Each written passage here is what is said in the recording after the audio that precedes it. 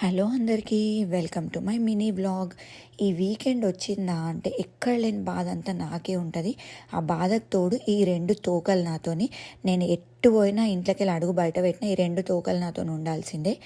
ఇంకా వీకెండ్ బాధ ఏంటంటారా, ఇక వీకెండ్ వచ్చింది అంటే నెక్స్ట్ వీక్కి సరిపడే అంత కూరగాయలు తెచ్చుకోవాలి, లంచ్కి ఏమి వండాలి, బ్రేక్ఫాస్ట్, డిన్నర్ అని ఇది ఒక పెద్ద టెన్షన్ అయిపోయింది నాకైతే.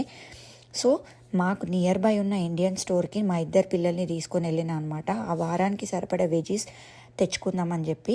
ఇంకా దారంతా ఇదే గొడవ, వాళ్ళని సగం నేను మాట్లాడుడు సగం డ్రైవ్ చేసుడే సరిపోయింది. ఇంకా స్టోర్లో అడుగు పెట్టంగానే ఇక వాడొక దగ్గర ఉరుకుడు, నేను ఒక సైడ్ పోవుడు. ఈ సగం ఉరుకురాటలో నేను సగం సామాన్ మర్చిపోయినా. ఇది ఎప్పుడు జరిగే విషయమే. ఏదో ఒకటి మర్చిపోయి మాత్రం తప్పకుండా ఇంటికి తిరిగి వస్తా. ఏది ఫుల్ ఫ్లెడ్జ్గా నేను కొని రాను. అండ్ వెజ్జీస్ కోసం వస్తే నేను వారానికి సరిపడే వెజ్జీస్ ముందే ప్లాన్ చేసుకుంటా. ఏ రోజు ఏది కుక్ చేయాలని ప్లాన్ చేసుకొని దానికి సరిపడా వెజ్జీస్ మాత్రమే తెచ్చుకుంటా. నేనేమి ఎక్స్ట్రా తెచ్చుకొని స్టోర్ చేసుకొని పెట్టుకోను ఫ్రిడ్జ్లో.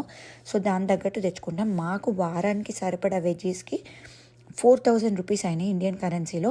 నేను తెచ్చినవి పెద్దగా ఏం లేవు. వంకాయ, బెండకాయ, గోబీ, 3 క్యాప్సికమ్, కరివేపాకు, కొత్తిమీర, పచ్చిమిర్చి, పుదీనా, బీరకాయ, టమాటో, అంతే. వీటికి నాకు 4,000 రూపీస్ అయినాయి అనమాట. ఇది మా వీకెండ్ స్టోరీ. నచ్చితే లైక్ చేయండి. Thank you for watching my video.